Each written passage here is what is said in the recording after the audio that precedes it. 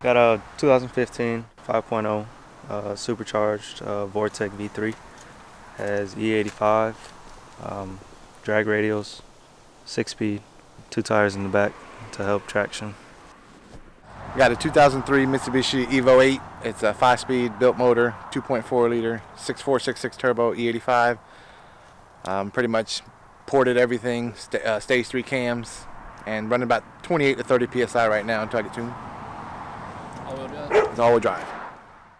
2012 Mustang GT, ground stage 1. Got the Boss manifold, H-pipe, catless exhaust, and a little bit of spray on it.